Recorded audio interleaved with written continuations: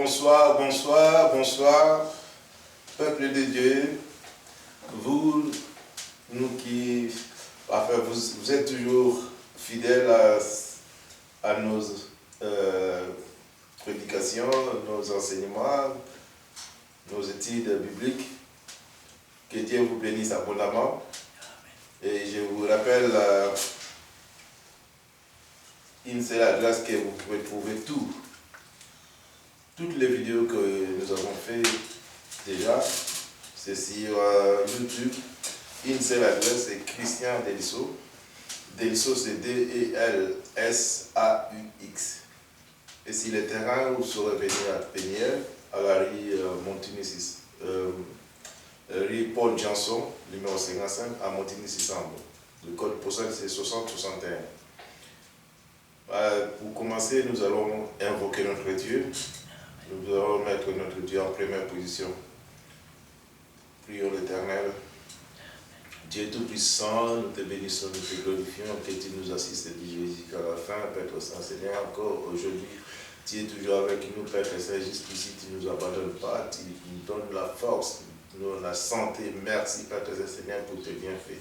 Nous voulons, Père Saint-Seigneur, faire ton devoir. Gloire à toi, Père Saint, parce que tu nous assistes, Père Seigneur. Nous avons vu ta main bénite. Nous avons vu ta présence. Nous avons senti, éternel Dieu, que tu es toujours là, éternel Dieu. Ton esprit est là. Parce que la Bible dit, là où 2 ou 3 signent à ton nom, tu seras toujours là, Père Seigneur. C'est pour cela que nous te glorifions, nous te bénissons encore cette journée que tu nous as rendu capable de témoigner, tu nous as donné le souffle de Père Seigneur, pour faire ta volonté. Merci Dieu Tout-Puissant. Gloire au Père, gloire au Fils et gloire au Saint-Esprit. Amen. Amen. Éternel notre Dieu, notre Père, nous te louons, nous te rendons grâce. Béni sois-tu et gloire à toi, louange te soit rendue. Ce soir encore, Seigneur, nous voici devant ta parole. Elle est la vérité, elle est la vie, Seigneur. Souffle ton bon esprit, Seigneur, afin que nous puissions discerner quelle est ta volonté et que toute la gloire t'en revienne. Gloire au Père, gloire au Fils et gloire au Saint-Esprit. Amen. Amen. Merci Seigneur de nous accueillir encore aujourd'hui sous ton saint regard pour cette étude biblique. Dirige-la Seigneur, chasse tout esprit rebelle et contraire afin qu'il puisse régner en maître souverain. Merci pour ta présence, oh mon Dieu. Merci pour ton amour, ta bonté infinie de chaque jour, ta miséricorde et ta compassion. Merci car aujourd'hui encore, à travers ta sainte parole, tu vas donner à chacun la connaissance, Seigneur, de ton enseignement, de tes instructions, et car tu ne veux pas que nous soyons dans l'ignorance. Donne à chacun le discernement. Ouvre, Seigneur, notre cœur, que nos oreilles soient attentives à ce que tu vas nous dire, Seigneur, à travers la bouche de ton serviteur. Parle, Seigneur, nous t'écoutons, et que toute la gloire t'en revienne. Gloire au Père, au Fils et au Saint-Esprit. Amen. Amen. Voici, bien-aimés, nous sommes arrivés au moment où nous voulons encore vous faire goûter quelque chose de très important aussi. Et aujourd'hui, nous allons parler des clés du royaume des cieux. C'est pour cela que nous allons laisser le pasteur Christian de nous parler des clés du royaume des cieux. Pasteur Christian. Amen. Alors, quand on parle des clés du royaume des cieux, il ne faut pas confondre avec les clés du paradis. Je sais qu'il y a une belle image où on voit Pierre qui est à l'entrée du paradis, et celui qui tient les clés, celui qui fait entrer ou sortir. Mais rappelez-vous toujours qu'il y a un seul médiateur entre Dieu et les hommes. Et ce médiateur, c'est Jésus. La porte du ciel, c'est Jésus. Alors, quand on parle de clé, une clé, c'est ce qui ouvre une porte. Et quand la porte est ouverte, ça veut dire qu'il y a une opportunité. La clé, c'est ce qui ferme la porte aussi. Et quand la porte est fermée, ben, forcément, il n'y a pas d'opportunité. Il est évident aussi que être le porteur d'une clé, c'est aussi une responsabilité. Parce que cette clé, eh bien, on ne peut pas la donner à n'importe qui. Cette clé, elle nous est donnée et nous devons la garder. Nous devons la préserver. Et nous devons aussi nous en servir. Alors, on peut commencer par Matthieu, puisque c'est le passage le plus connu, chapitre 16, versets 13 à 19. Matthieu, chapitre 16, versets 13 à 19. Jésus étant arrivé dans le territoire de Césarée de Philippe, demanda à ses disciples, « Que dit-on que je suis, moi le Fils de l'homme » Ils répondirent, « Les uns disent que tu es Jean-Baptiste, les autres Élie, les autres Jérémie ou l'un des prophètes. Et vous, leur dit-il, qui dites-vous que je suis » Simon-Pierre répondit, « Tu es le Christ et le Fils du Dieu vivant. » Jusqu'à 19. Jésus, reprenant la parole, lui dit, « Tu es heureux, Simon, fils de Jonas, car ce ne sont pas la chair et le sang qui t'ont révélé cela, mais c'est mon Père qui est dans les cieux. Et moi je te dis que tu es Pierre, et que sur cette pierre je bâtirai mon église, et que les portes du séjour des morts ne prévaudront point contre elle. Je te donnerai les clés du royaume des cieux. Ce que tu lieras sur la terre sera lié dans les cieux, et ce que tu délieras sur la terre sera délié dans les cieux. » Amen. Amen. Tout commence de façon, on pourrait dire, presque banale. Jésus pose une question. Qui dit-on que je suis? Alors, quand Jésus pose cette question, les réponses fusent de tout coin. Les uns disent que tu es Jean-Baptiste, tu te rends compte? Les autres, ils disent que tu es Élie. Les autres, ils disent que tu es Jérémie ou l'un des prophètes. Et vous, qui dites-vous que je suis? Je pense qu'à ce moment-là, il y a un silence. Peut-être même qu'ils se regardent les uns les autres. C'est bien de parler de ce que les autres disent. On aurait pu traduire cette question autrement. D'abord, qui dit-on que je suis? Mais ensuite, est-ce que vous savez qui je suis? Or, pour savoir qui est Jésus, cela ne peut être donné que par révélation. Parce que sans la révélation du Saint-Esprit et de Dieu, il est impossible de savoir réellement qui est Jésus. Pour certains, ce sera un prophète, pour d'autres, ce sera un homme, pour d'autres, ce sera une espèce de magicien qui fait des miracles. Et Pierre reçoit cette révélation. Et Simon-Pierre répondit, « Tu es le Christ, le Fils du Dieu vivant. » Voilà ce qu'il est, le Christ, le Fils du Dieu vivant. Et regardez bien, Jésus reprend la parole et lui dit, « Tu es heureux, Simon, fils de Jonas, car ce ne sont pas la chair et le sang qui t'ont révélé ces choses, mais c'est mon Père qui est dans les cieux. » À partir de maintenant, le discours de Jésus va changer. Et ce discours va nous amener, je vais dire, à prendre conscience d'une chose. Parce qu'il n'est pas possible de comprendre les clés, je vais dire, si on ne comprend pas le but des clés. Alors, moi je te dis que tu es Pierre, et que sur cette pierre je bâtirai mon église. Quand il dit Pierre, il ne parle pas de son nom. Il parle de ses faces, la pierre, le caillou. La Bible nous dit, vous êtes des pierres vivantes. Ainsi donc, il lui dit, tu es une pierre. Et c'est avec ces pierres vivantes que je vais construire mon église.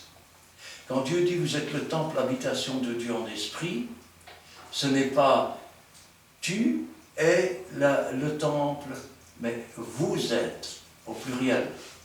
Ensemble, nous formons un édifice. Nous sommes des pierres vivantes et le ciment, c'est le Saint-Esprit qui nous relie les uns aux autres. Les portes du séjour des morts ne prévaudront point contre elles. De quoi parle-t-il? Jusqu'à présent, les portes du séjour des morts prévalaient contre tous les êtres humains, parce que tous ont péché. Et donc, on pourrait dire qu'ils étaient tous vaincus par la mort. Mais Jésus leur dit que les portes du séjour des morts, elles ne prévaudront plus. C'est fini. La mort n'aura plus de pouvoir. Le pouvoir de la mort va être anéanti. Et au contraire, l'homme va recevoir maintenant une clé. Pas seulement Pierre, mais les êtres humains, ceux qui ont cru en Jésus, ceux qui ont reçu la révélation du Seigneur, vont recevoir les clés. La clé qui va permettre d'ouvrir le royaume des cieux. Mais non seulement pour lui-même, mais aussi pour les autres. C'est important. Pourquoi?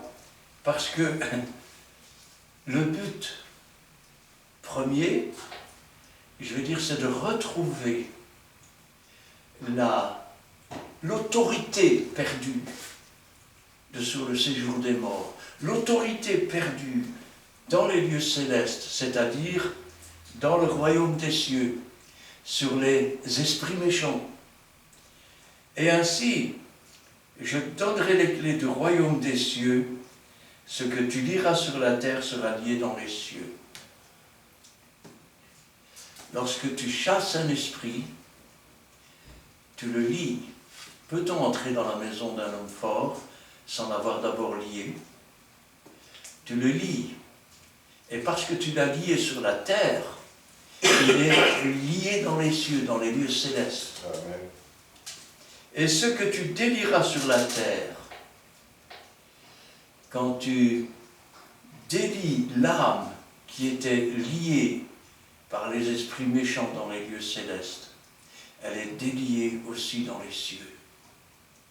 C'est-à-dire que dans les lieux célestes, il n'y a pas d'attaque possible.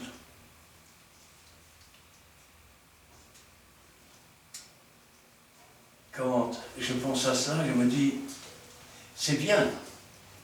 Nous avons maintenant une première définition de la clé. La clé, c'est ce qui va permettre de fermer la porte à un esprit méchant. C'est ce qui va permettre d'ouvrir la porte à un esclave du péché ou à un opprimé. La clé, c'est une responsabilité. C'est pas n'importe quoi, c'est une responsabilité. Avec tout avantage, il y a aussi des devoirs. Alors, nous pouvons prendre maintenant Ésaïe, chapitre 22, versets 22 et 23. Ésaïe, chapitre 22, versets 22 à 23. Je mettrai sur son épaule la clé de la maison de David. Quand il ouvrira, nul ne fermera. Quand il fermera, nul n'ouvrira. J'enfoncerai comme un clou dans un lieu sûr, et il sera un siège de gloire pour la maison de son Père. Amen. Amen.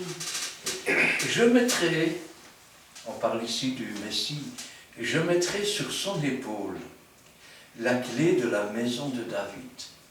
Ça veut dire que même la royauté de David, quand Dieu lui a dit « Tu ne manqueras jamais d'un successeur sur ton trône », la clé, c'est aussi la révélation d'une action. Et donc, cette clé qui va permettre de comprendre et d'ouvrir la révélation, je vais dire, de ce que Dieu voulait dire, elle se trouve déjà en partie ici. Je mettrai sur son épaule, c'est-à-dire sur l'épaule de Christ, la clé de la maison de David, la révélation des paroles qui ont été dites et promises à David. Quand il ouvrira, nul ne fermera. Et quand il fermera, nul n'ouvrira. Tout ce que tu diras sur la terre sera lié dans les cieux. Tout ce que tu délieras sur la terre sera délié dans les cieux. Quand Dieu ferme une porte, personne ne peut l'ouvrir. Et quand il ouvre une porte, personne ne peut la fermer. J'ai déjà entendu dans certaines églises que quand Dieu ferme une porte, il ouvre une fenêtre. Mais celui qui entre par la porte, c'est le berger des brebis. Et ceux qui montent par ailleurs, c'est des voleurs. Ils ne viennent que pour égorger, que pour détruire. Ainsi donc, c'est Jésus qui porte la clé sur ses épaules. Et c'est Jésus aussi qui donne la clé. Rappelez-vous ce qu'il dit à Pierre, je te donnerai la clé. Alors, c'est Jésus qui a la clé.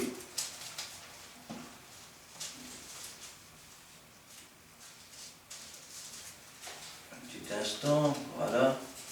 Nous sommes dans le livre de l'Apocalypse, chapitre 3 et verset 7. Livre de l'Apocalypse, chapitre 3, verset 7. Écrit à l'ange de l'église de Philadelphie. Voici ce que dit le Saint, le véritable, celui qui a la clé de David, celui qui ouvre et personne ne fermera, celui qui ferme et personne n'ouvrira. Voilà. Le Seigneur tient la clé. Et le Seigneur donne les clés à qui il veut. La responsabilité repose sur ses épaules. De même que quand tu reçois les clés, c'est-à-dire la révélation de la raison pour laquelle une telle puissance et un tel pouvoir est donné à l'homme, à ce moment-là, la responsabilité aussi repose sur celui qui la reçoit. Jésus donne les clés. Maintenant, il faut comprendre pourquoi ces clés. Et pourquoi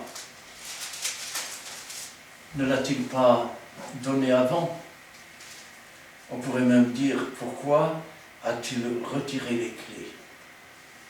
Eh oui, il a retiré les clés de l'homme à cause du péché. Parce que l'homme était dans la présence de Dieu. L'homme dominait sur toute la terre. Il dominait sur tous les animaux des champs. C'est-à-dire qu'il dominait aussi sur le serpent qui était le plus rusé de tous les animaux des champs. Alors, pour comprendre parfois, comment est-ce que je pourrais dire cela? Comment peux-tu avoir un avenir si tu n'as pas de racines? N'importe quelle plante qui arriverait avec une tige, comment peut-elle avoir un avenir si elle n'a pas de racines? Pour qu'elle comprenne son avenir, il faut d'abord qu'elle revienne à ses racines, à son départ. Et le départ de l'homme, il se trouve dans la création. Ainsi, nous pouvons lire dans Genèse, chapitre 1, versets 25 à 31.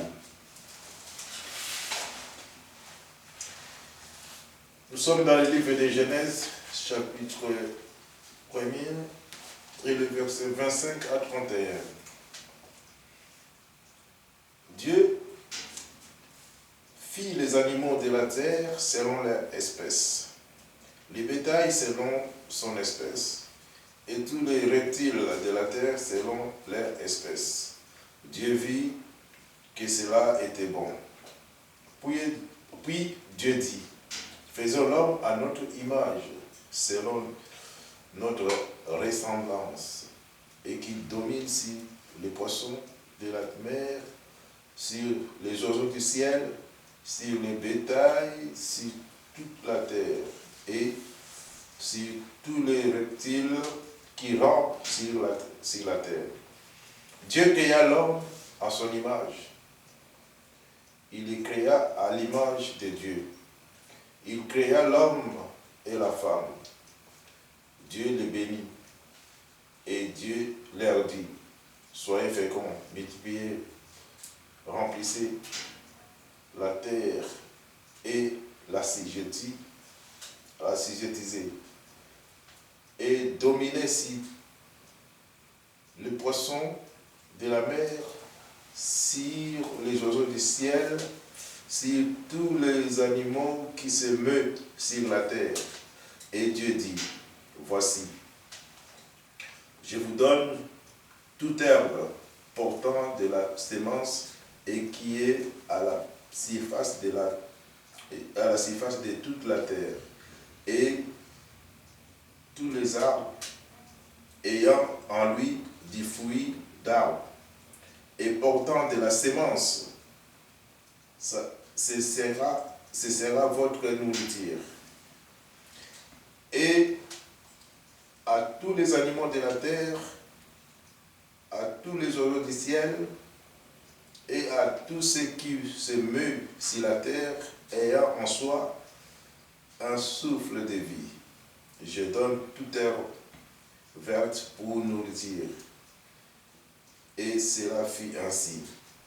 Dieu vit tout ce qu'il avait fait, et voici, cela était bon, et cela était très bon. Ainsi, il y a eu un soir et il y a eu un matin, ce fut le 6e jour. Amen. Voilà, nous voilà revenus aux sources. Pourquoi Dieu, en rétablissant l'homme dans les grâces de Dieu, lui donne-t-il les clés et le pouvoir de lier et de délier? Voilà toute la question. On pourrait poser la question autrement. Quelle est la raison pour laquelle l'homme se trouve là?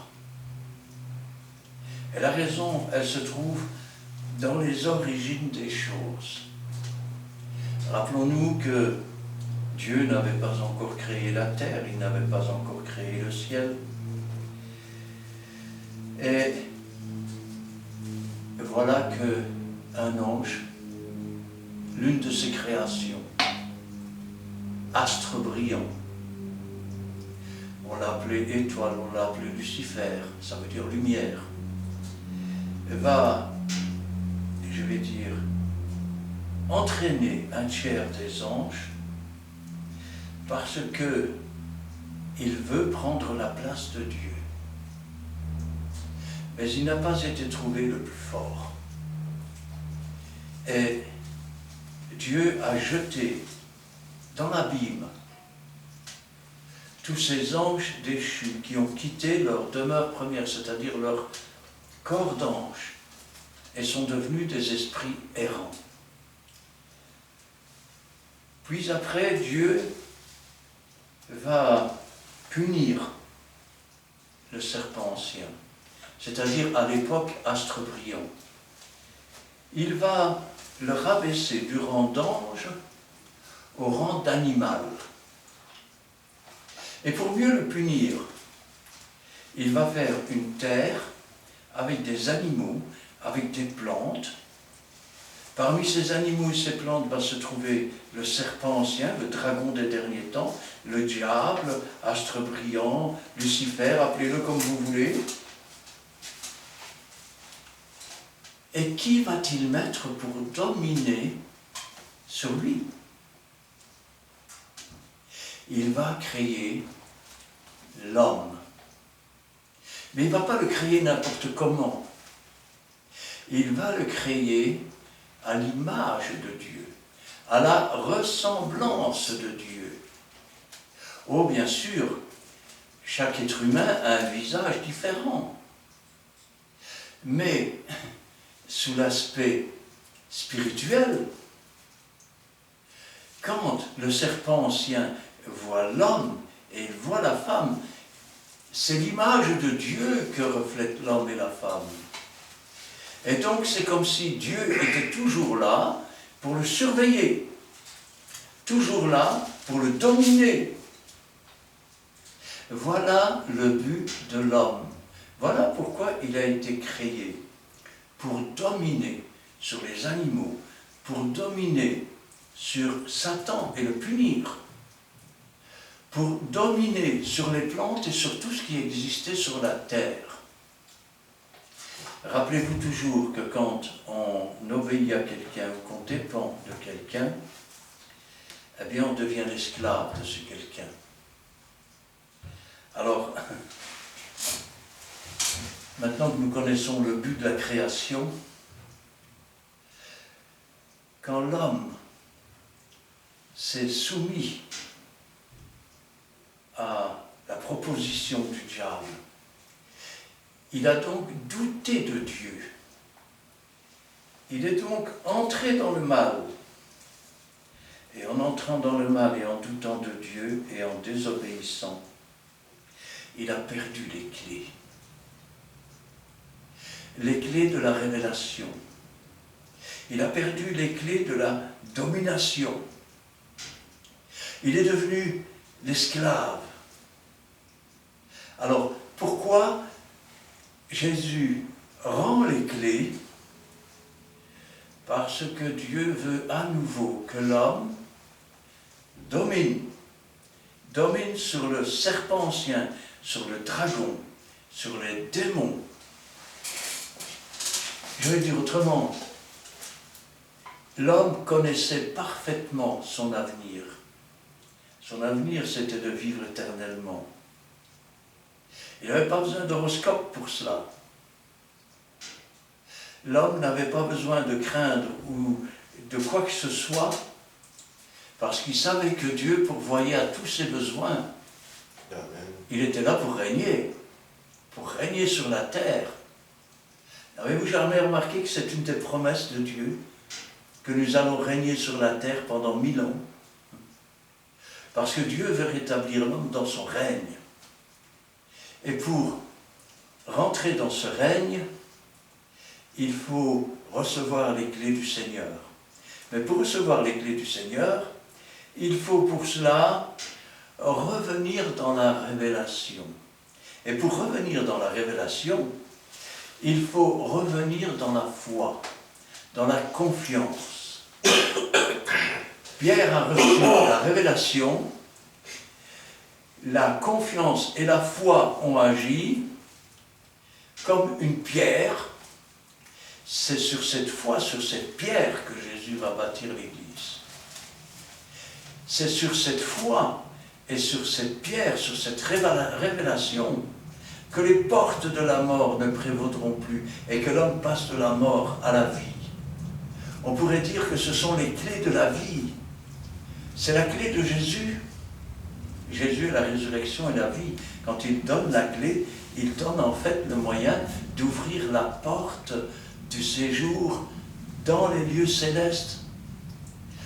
Regardez un peu, quand le brigand était à côté de Jésus, Jésus ne lui a pas dit « Je vais te donner les clés du séjour du ciel ou des cieux ». Il lui a dit « Aujourd'hui même, tu seras avec moi dans le paradis, dans le jardin de Dieu ». Il y a une différence entre la clé des cieux, le paradis et la maison de Dieu. La clé qui donne accès dans les lieux célestes ou dans les cieux, c'est la clé qui donne le pouvoir. C'est une puissance que Dieu met dans nos vases de terre, afin que nous ne nous glorifions pas, mais plutôt que nous glorifions Dieu. Et cette puissance qu'il met dans les vases de terre, c'est pour lier les esprits méchants. C'est pour avoir, je vais dire, et propager le ministère de la réconciliation. L'homme reçoit deux choses. La première, la révélation. Mais il reçoit aussi le pouvoir de distinguer dans la révélation. Vous savez, Parfois on me dit, mais tu as dit ça, et je vois maintenant que quelque temps plus tard, c'est comme ça. Pourquoi? Parce que d'un côté, il y a la révélation. La chose t'est révélée. Mais c'est bien. Tenez par exemple, quand on regarde ici la nourriture, prenons les animaux, qu'est-ce qu'ils mangent? Ils mangent de l'herbe. L'animal ne distingue pas. L'homme animal ne distingue pas les choses spirituelles. Il peut par exemple ressentir un sentiment, pas une spiritualité, un sentiment de joie devant un texte de la Bible, mais c'est l'homme animal.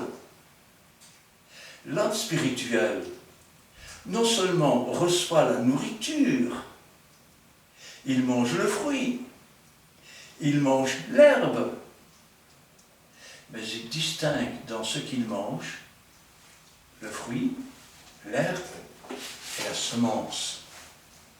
Eh oui, c'est pour ça que je dis souvent que ta parole ne retourne pas à toi sans avoir donné à manger à celui qui mange. L'homme animal, et de la semence à celui qui sème. L'homme spirituel qui mange, qui trouve la graine, qui ensuite la lance dans l'arbre, et puis un autre arbre pousse. Celui qui repose à l'abri du Tout-Puissant, c'est comme un arbre qui porte son fruit en sa saison. Ainsi, il mange du fruit lui-même, il trouve la semence de l'arbre, et il plante la semence. Et à son tour, un nouvel arbre commence à pousser. C'est-à-dire que l'homme spirituel qui a reçu les clés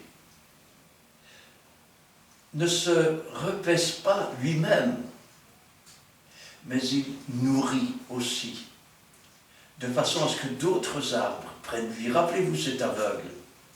À un moment donné, il retrouve la vue et qu'est-ce qu'il dit? Je vois des hommes, et j'en vois comme des arbres qui mangent. Comme des arbres qui mangent. Rappelez-vous toujours que nous avons été des oliviers sauvages et que nous avons été greffés sur l'olivier franc. En sorte que ce n'est pas notre vie, mais c'est la vie de Christ qui coule en nous, comme c'est la vie de l'olivier franc qui coule dans les anciennes branches de l'olivier sauvage, afin qu'il porte du fruit. C'est pour ça que Jésus dit, sans moi vous ne pouvez rien faire. Ce sont, je vais dire, la raison même pour laquelle Dieu veut rendre les clés à l'homme. Il avait ses clés. D'ailleurs, Dieu parlait avec l'homme. Le soir, Dieu passait dans le jardin et il parlait avec l'homme, il l'appelait. Mais le jour où il a péché, il a perdu les clés. Ce jour-là, il s'est caché parmi les arbres du jardin. Vous remarquez, parmi les arbres. Aujourd'hui, combien d'hommes animaux se cachent au milieu des arbres du jardin? Parce qu'ils sont nus. Parce qu'ils disent, je suis riche et j'ai besoin de rien. Ils ne savent pas qu'ils sont nus, aveugles, misérables. Ils ont besoin d'acheter un médicament pour les yeux. Et le médicament pour les yeux, c'est pour voir. Et pour voir, il faut la révélation.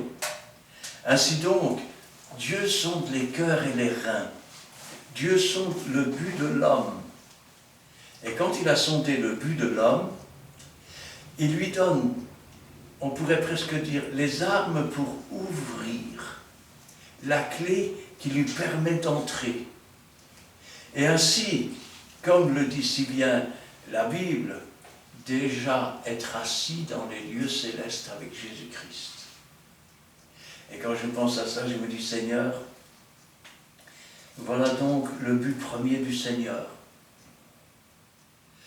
Nous avions les clés de ce royaume. Nous avions l'autorité.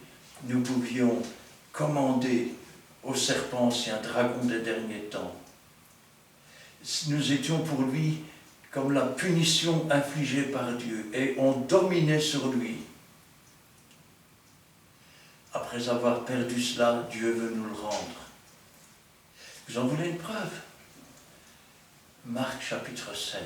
Voici les miracles qui accompagneront ceux qui ont cru en mon nom. En mon nom, ils chasseront les démons. S'ils boivent quelques breuvages mortels, il ne leur fera pas de mal. Ils marcheront sur les serpents et sur les scorpions. Ils régneront en quelque sorte. Ils commanderont. Ils reflèteront à nouveau l'image de Dieu perdu. Et enfin retrouvé. Vous savez, le diable ne recule pas devant un homme.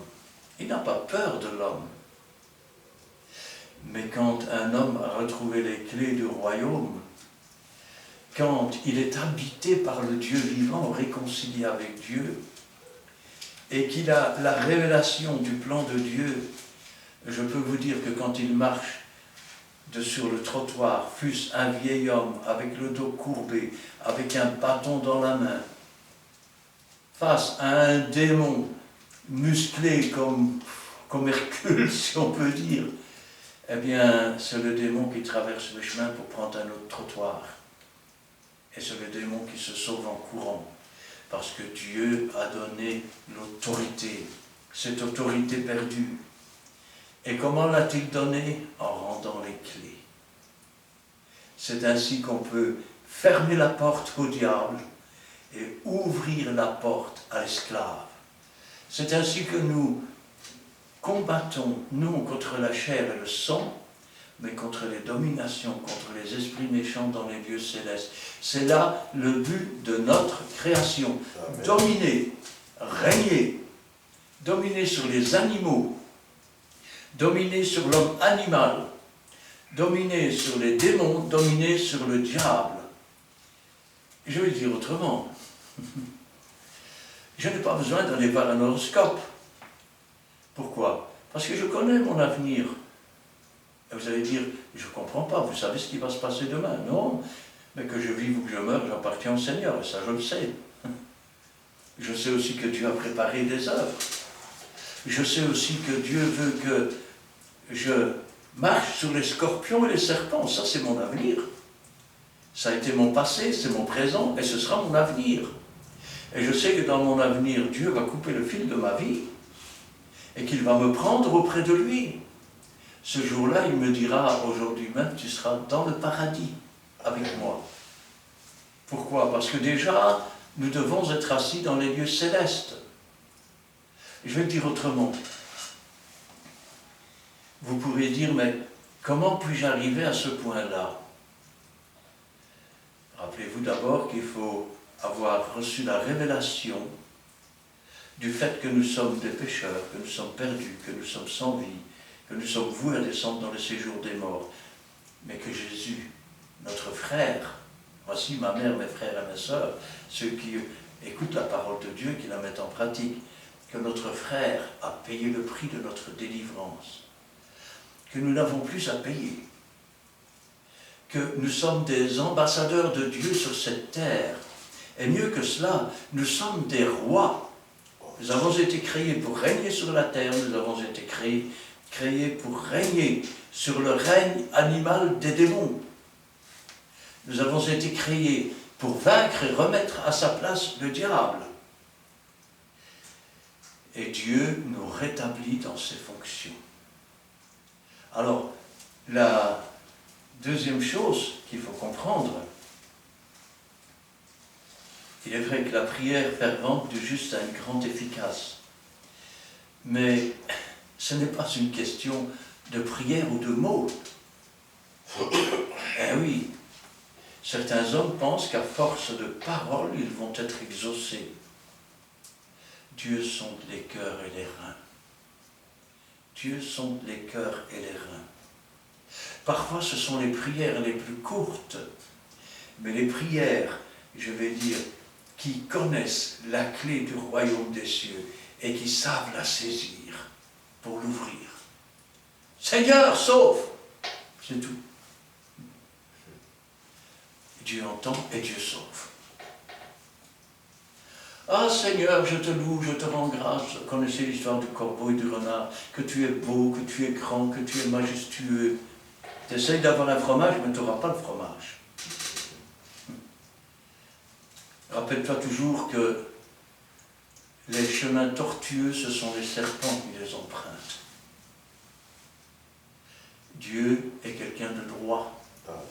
Il est saint. Et il veut que son peuple soit saint. Alors, ça veut dire aussi que nous devons nous saisir du butin. Il y a un butin. Le butin, c'est toutes les promesses qui sont dans cette parole. Comment saisir la promesse? Par la révélation. Et une fois que nous avons la révélation, si tu ne sais pas te servir de la révélation que tu as eue, alors fais comme cet homme. Seigneur, je crois en toi. Viens au secours de mon incrédulité. Afin, Seigneur, que ma foi soit ferme, inébranlable. Afin, Seigneur, que la révélation de ta promesse prenne vie en moi. Et qu'ainsi je puisse saisir dans cette vie que tu mets la clé qui va ouvrir la porte. Et qui va faire que, écoutez bien, peu de gens mesurent la profondeur des paroles du Seigneur. Tout est possible. Tu entends? Tout est possible à celui qui croit. Amen. À celui qui croit. Amen. La foi, c'est une des clés qui permettent, je vais dire, de se saisir des clés du royaume des cieux.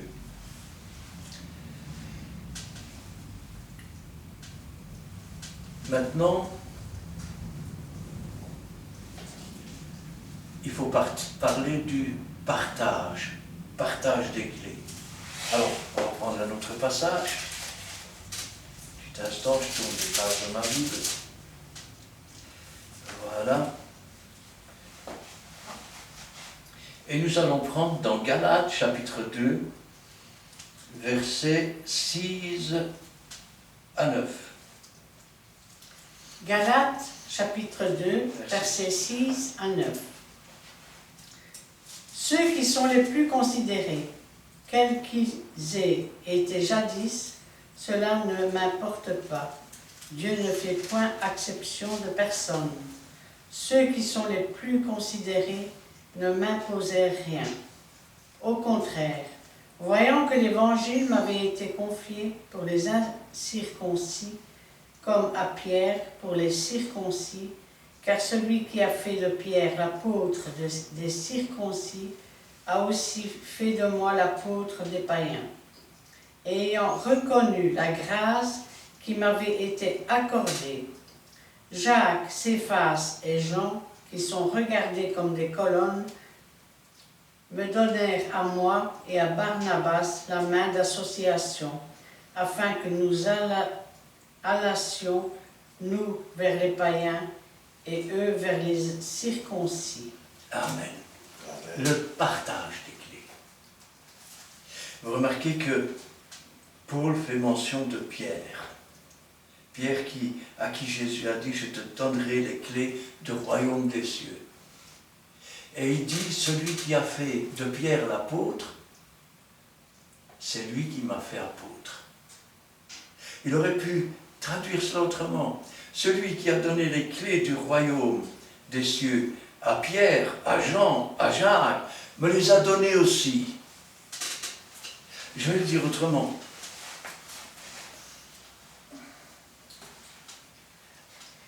Quand Dieu veut nous rétablir dans ce règne, dans cette puissance,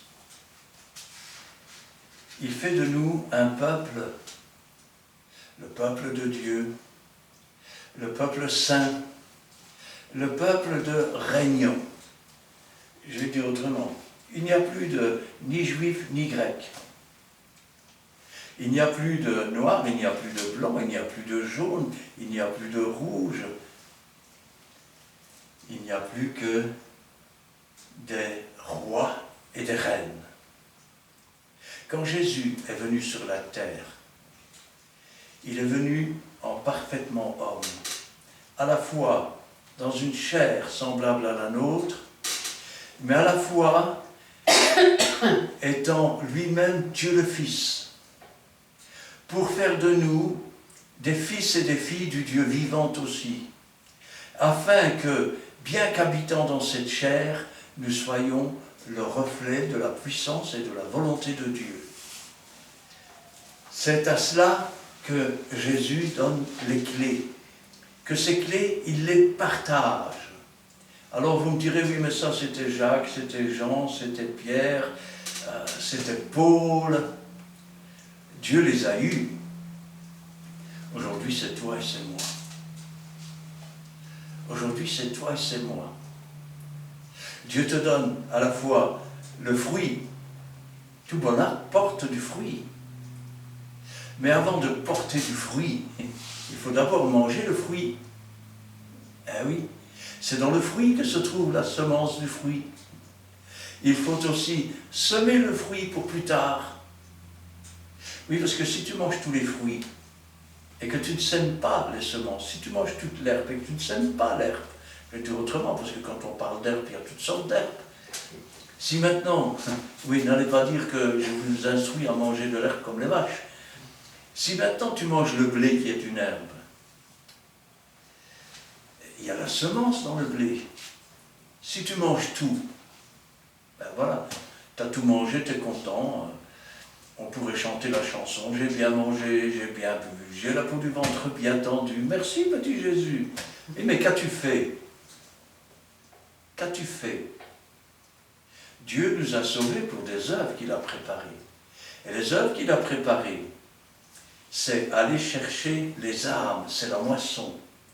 Mais pour aller chercher, je vais le dire autrement, quand tu vas à la pêche, il faut mettre un hameçon pour attraper. Oui, mais le poisson, il ne va pas venir mordre dans l'hameçon. Il faut que tu lui mettes quelque chose au bout qui va l'attirer. Qu'est-ce que tu peux bien mettre au bout pour l'attirer? Eh bien, c'est là où il faut mettre les fruits. C'est là où il faut mettre la semence. Afin qu'une fois qu'elle sera plantée et que celui qui a attrapé l'hameçon a avalé la semence, que cette semence puisse demeurer, qu'elle puisse grandir. Si l'œuvre de quelqu'un subsiste, il recevra sa récompense. Mais si l'œuvre de quelqu'un est détruite, il sera sauvé comme au travers du feu pour lui-même, mais rien d'autre. Or Dieu ne nous a pas appelés simplement à manger le fruit. Rappelez-vous ce que Dieu a dit, le fruit avec sa semence. Il a donné à l'homme le pouvoir, la possibilité de distinguer entre le fruit à manger et la semence. Ainsi donc, Dieu nous donne la capacité spirituelle de pouvoir à la fois nous nourrir de la parole de Dieu, mais aussi d'apporter la semence, pour que l'autre aussi, dans son cœur, cette semence puisse être plantée, qu'elle puisse grandir comme une petite graine de sénévé, qu'elle puisse devenir un arbuste, et que ceux qui sont destinés pour les cieux, les oiseaux du ciel, puissent venir sous ses branches et manger à leur tour les petites graines qui se trouvent dans l'arbre, afin que l'œuvre de Dieu puisse prospérer. Priez pour la moisson, car la moisson est grande, mais il y a peu d'ouvriers. Et quand je pense à ça, je me dis, Seigneur, on peut dire que quand on réalise quelle est l'œuvre de Dieu, quel est le but de Dieu, d'abord il veut nous rétablir maintenant dans le règne spirituel contre tout esprit méchant. Et quand l'heure sera venue où nous aurons reçu la rédemption de nos corps, la rédemption de nos âmes, que les noces de l'agneau auront eu lieu, que les 12 000 de chaque tribu d'Israël vont se diriger vers le mont des Oliviers, nous reviendrons. Et là, nous comprendrons le but ultime que Jésus avait. C'était de faire de nous des rois de la terre. Et nous régnerons avec lui pendant 1000 ans. Et pendant 1000 ans, nous porterons dans, cette fois-ci, notre corps ressuscité, glorieux, l'image retrouvée de Dieu. Parce que voilà l'image que nous avions. Nous étions créés à l'image de Dieu. Quand le diable nous voyait, il ne nous voyait pas nous, mais il voyait le reflet de Dieu. Comme s'il regardait dans un miroir Dieu. Et voilà pourquoi nous avions autorité, parce qu'il était vaincu. Nous nous sommes laissés vaincre par le péché. Mais Jésus-Christ est venu parfaitement homme pour nous rendre la victoire et pour la partager avec nous. Quand il partage les clés du royaume, il partage en fait la victoire qu'il a obtenue. Cette clé qui a été mise sur ses épaules, c'est lui qui avait la responsabilité de la clé, c'est lui qui devait faire en sorte que nous soyons rétablis dans la spiritualité, lavés par son sang précieux versé, afin que nous puissions recevoir les clés du royaume des cieux, afin que nous puissions nous asseoir dans les lieux célestes, afin que nous puissions régner sur les dominations, sur les esprits méchants dans les lieux célestes, afin que, nous puissions, revenir au but premier de l'homme. Le but premier de l'homme, c'était de régner et de punir le diable pour ce qu'il avait fait. Et au lieu de ça, c'est nous qui avons été punis par Dieu pour avoir manqué dans notre mission. Et Dieu nous donne une nouvelle chance de pouvoir la réussir. Ne passons pas à côté, parce qu'il n'y en aura pas d'autre chance. Alors, la clé, qui la donne?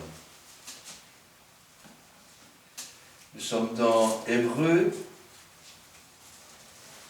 chapitre 11, le verset 8 à 16. 1 à 3 d'abord. Ah, 1 à 3, pardon, d'abord. Le livre des Hébreux, chapitre 11, les versets 1 à 3. Or, la foi est une ferme assurance des choses qu'on espère, une démonstration de celles qu'on ne voit pas. Pour l'avoir possédée, les anciens ont obtenu un témoignage favorable. C'est par la foi que nous connaissons que le monde a été formé par la parole de Dieu, en sorte que ce qu'on voit n'a pas été fait des choses visibles. Amen. Or la foi, or la confiance, c'est une ferme assurance, ferme et définitive. Une assurance des choses qu'on espère. Quand Dieu promet, si nous n'espérons pas dans les promesses de Dieu, où est notre foi, où est notre confiance? Il faut de l'espérance, il faut de la confiance, il faut le désirer, il faut s'y attendre. C'est une démonstration de celle qu'on ne voit pas. Quel plus bel exemple dans l'Ancien Testament. Savez-vous que Joseph, qui était un prophète, Joseph qui avait eu ses visions, où ses frères, et même sa mère et son père, se prosternaient devant lui, alors qu'il allait être vendu, alors qu'il est devenu esclave, alors qu'ensuite il est devenu le père de Pharaon, et que ses frères venus d'Égypte se sont agenouillés devant lui, car il était devenu le seigneur de l'Égypte après Pharaon. Lui qui était un prophète, qui avait tout vu à l'avance, lui qui avait vu le destin du panetier et de l'échanson, lui qui se souvenait des paroles qui avaient été dites à Abraham, ton peuple sera esclave 400 ans, et ensuite je le ramènerai dans ce pays et je lui donnerai ce pays. Joseph, avant de mourir, a donné des ordres. Parce qu'il avait la ferme assurance, parce qu'il avait la confiance, parce qu'il avait la foi. Il a donné des ordres afin que, quand Israël sortirait d'Égypte, qu'on ramène ses eaux dans le pays promis à Abraham. Et quand Israël est sorti d'Égypte, le cercueil de Joseph est sorti avec eux. Donnez des ordres pour votre sépulture, messieurs, mesdames, car quand le fil de la vie sera coupé, Seigneur, ramène ma vie dans ton paradis, Amen. afin que le moment venu, quand le peuple partira, je partirai sur les nuées avec lui. Et Joseph est ainsi, sa sépulture est ainsi partie dans le pays promis.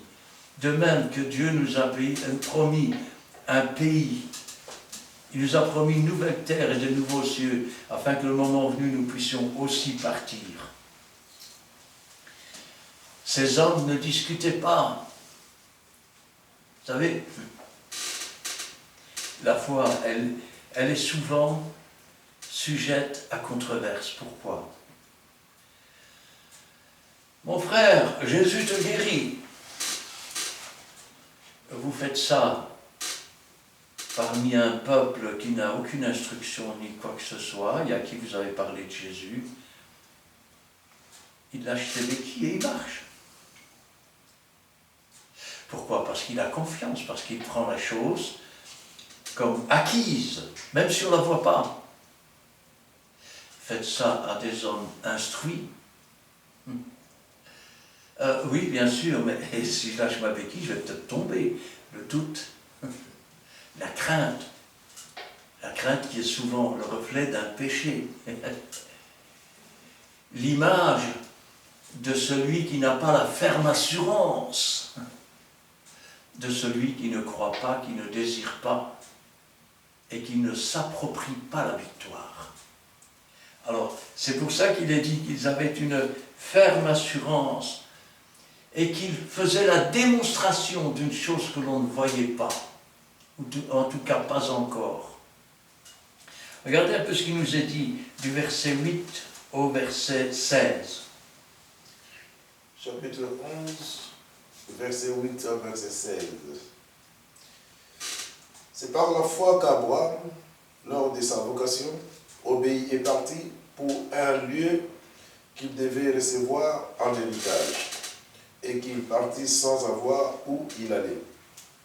C'est par la foi qu'il vint s'établir dans la terre promise, comme dans une terre étrangère, habitant sous des tentes, ainsi qu'Isaac et Jacob, les co-héritiers de la même promesse. Car ils attendaient la cité qui a des solides fondements, celle dont Dieu est l'architecte et le constructeur. C'est par la foi que Sarah elle-même, malgré son âge avancé, fut rendue capable d'avoir une postérité, parce qu'elle crut à la fidélité de celui qui l'avait fait la promesse. C'est pourquoi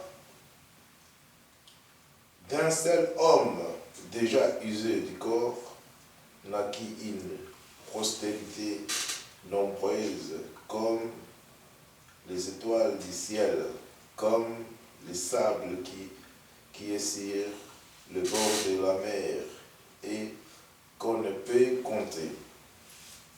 C'est dans la foi qu'ils sont tous morts sans avoir obtenu les choses promises, mais ils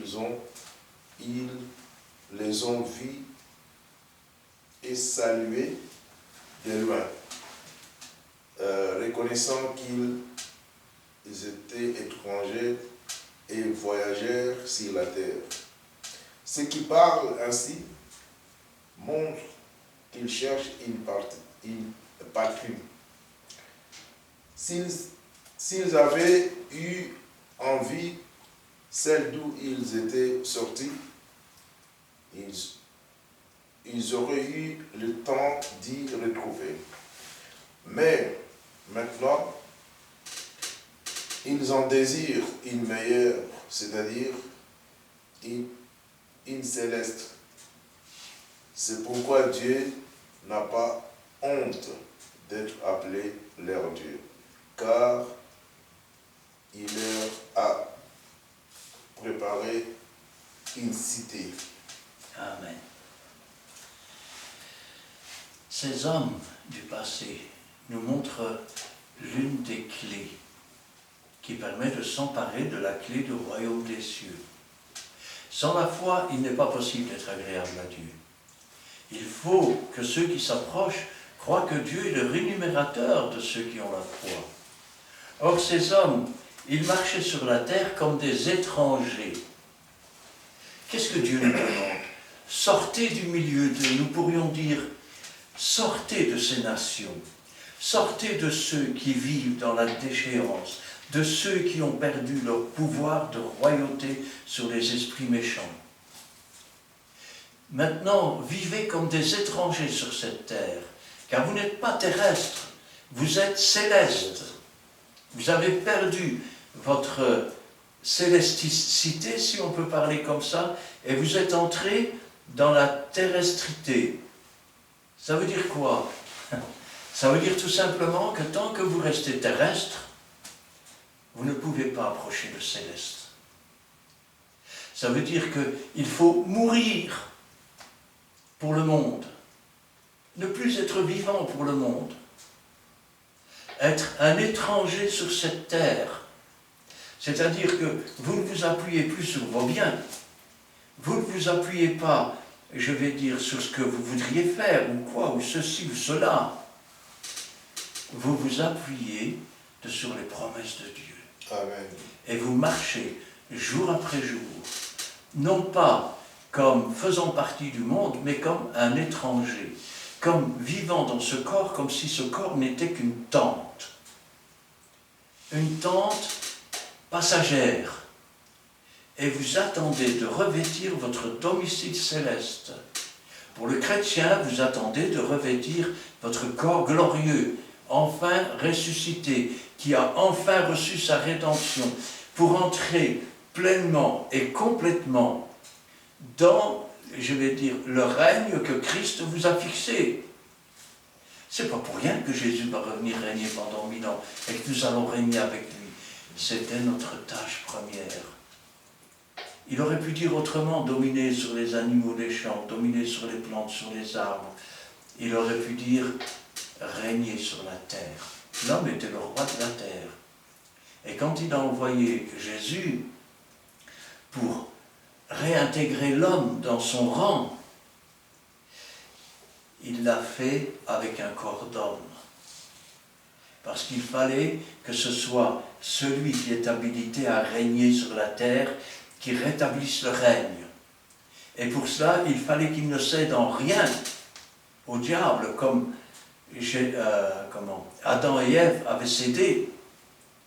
Et ainsi, par un seul homme qui avait cédé et s'était mis sous le pouvoir de l'animal, devenant lui-même homme animal, par un seul homme, fait homme roi, ou roi des rois, maintenant il a rétabli le règne pour nos âmes, en attendant la rédemption de nos corps, pour que nous puissions revenir et être rétablis pleinement dans le règne sur la terre.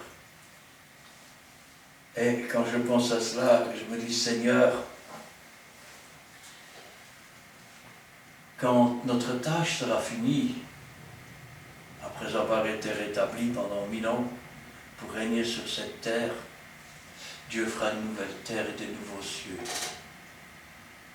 Et ce jour-là, il n'y aura plus de deuil, il n'y aura plus de souffrance, il n'y aura plus de douleur. Les premières choses auront disparu.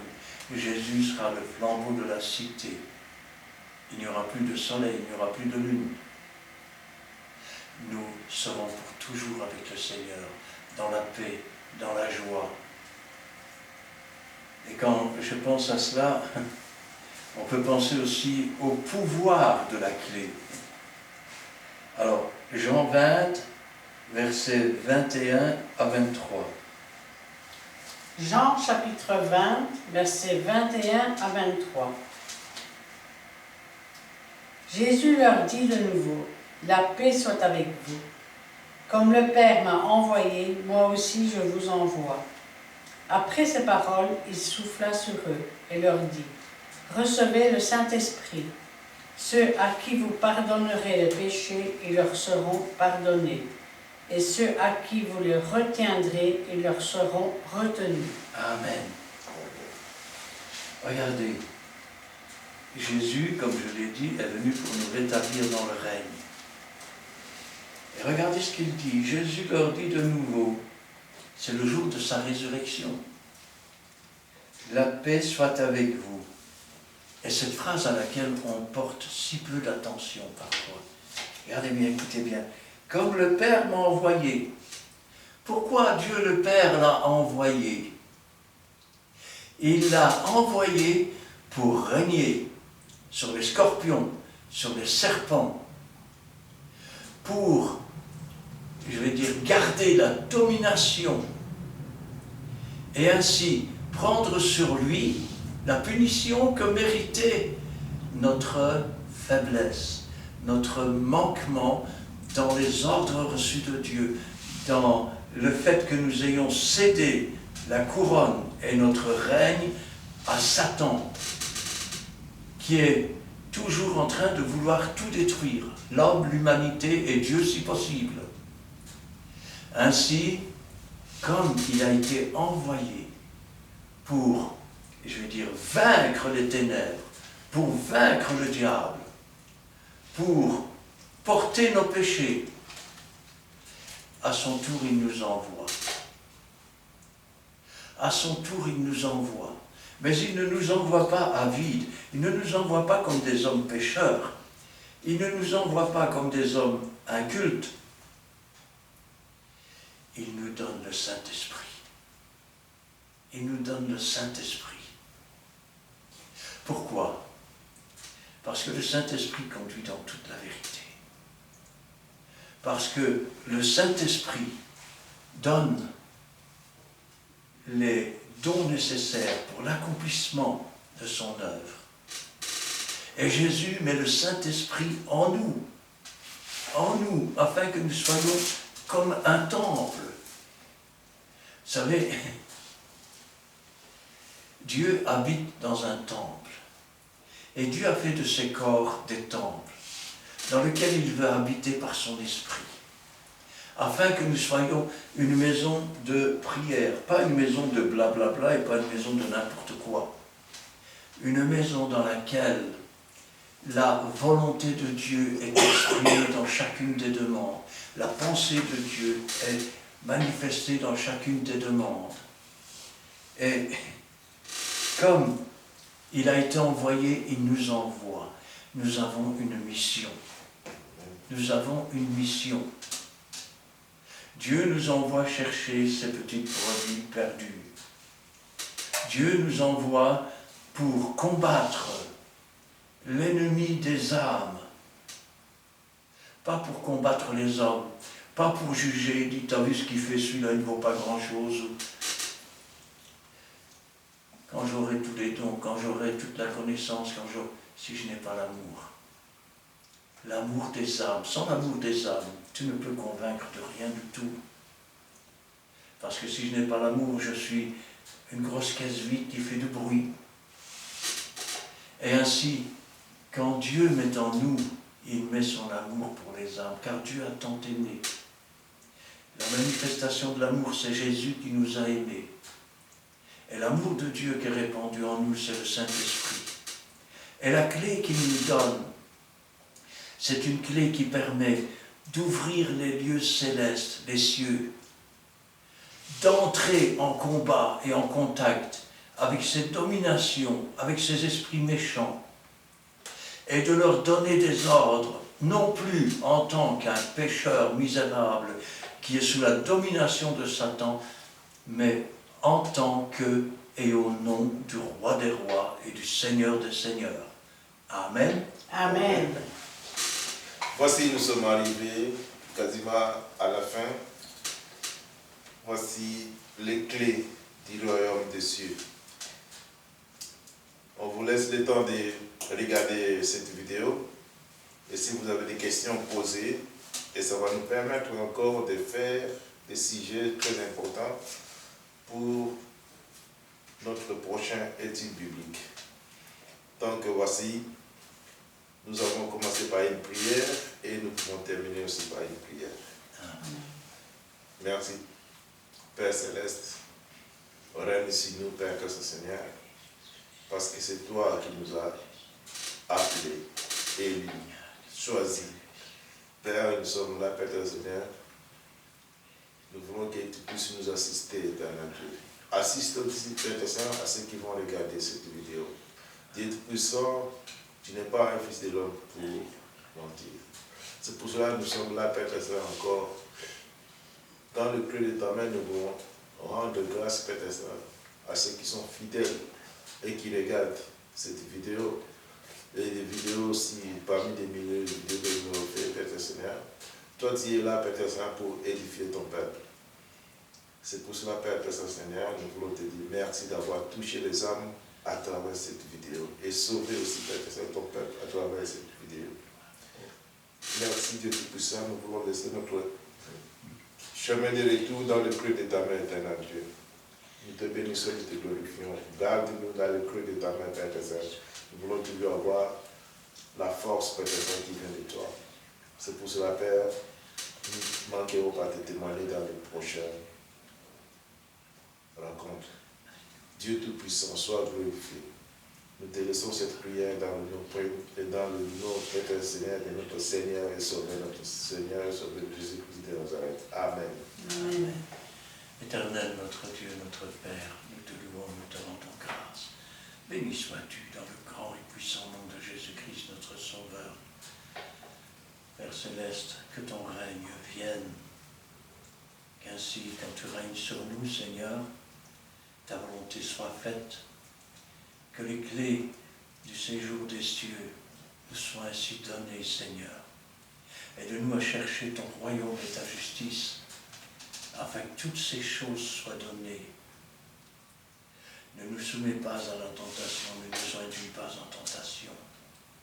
Délivre-nous pleinement du mal, Seigneur, afin que ta volonté s'accomplisse, afin que ce qui est charnel disparaisse, afin que ce qui est royal réapparaisse, afin que ton autorité se manifeste en nous, non pas pour glorifier l'homme, mais pour obéir au dessein que tu avais préparé pour chacun d'entre nous, et que toute la gloire t'en revienne.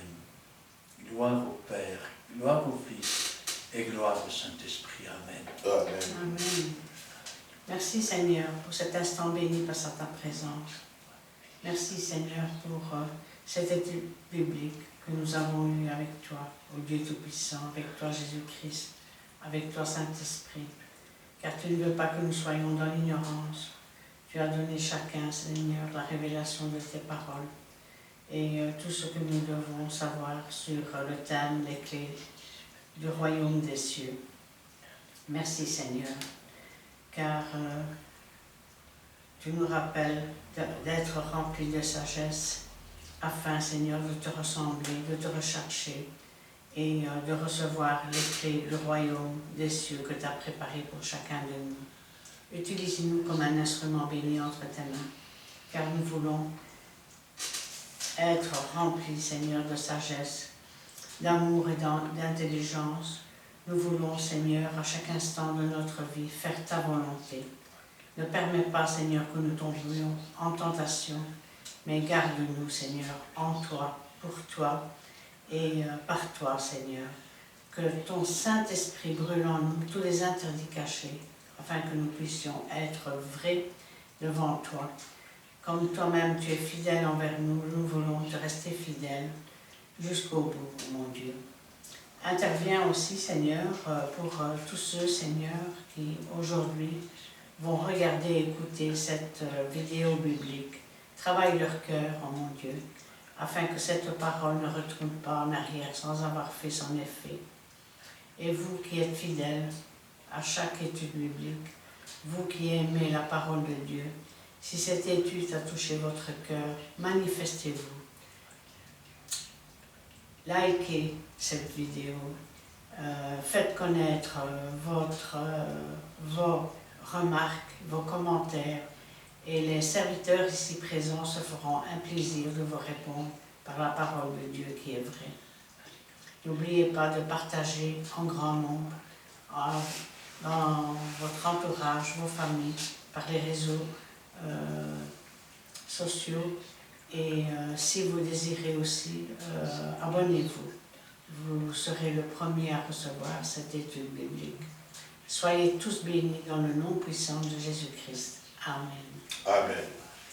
Voici, bien-aimés, nous sommes quasiment à la fin.